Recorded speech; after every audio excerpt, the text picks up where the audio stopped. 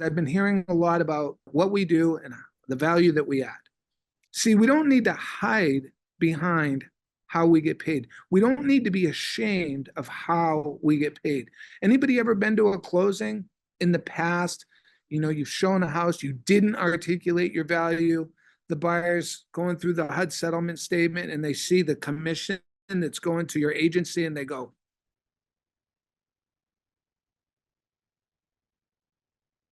because they don't know what you did.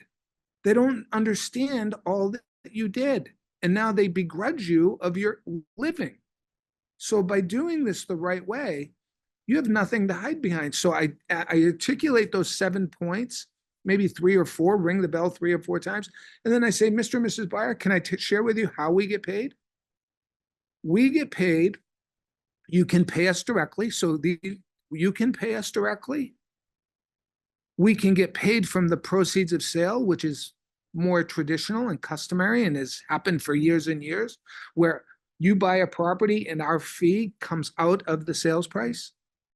But real estate fees have never been free to buyers because the buyers are buying the house and we're getting paid.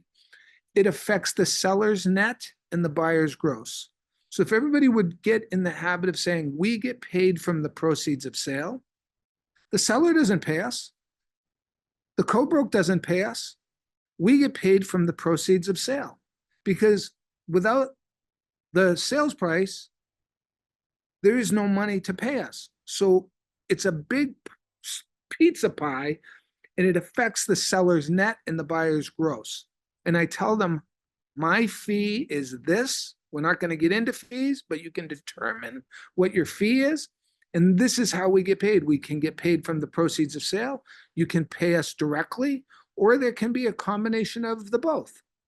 And it's easy peasy, gang. It's easy. And they go, okay, do you have any questions? And in 1995, I said, this is what I'm going to charge working with buyers, X%. And if what was offered in the past was short, we had a deficiency. Well, guess what? Today, there's going to be a deficiency on every transaction going forward because there's going to be nothing offered.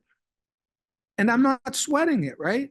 Because we need to cooperate. So if I go to Chris and I go, hey, Chris, I've got an offer on your listing, and included in the offer is a concession, present that to your seller and let me know what your seller says. The seller can accept it, reject it, or counter it. Now, if we get a listing agent who's not skilled and not up to speed on this, and their head's been in the sand, and they come back and say, there's no way my seller's paying this concession.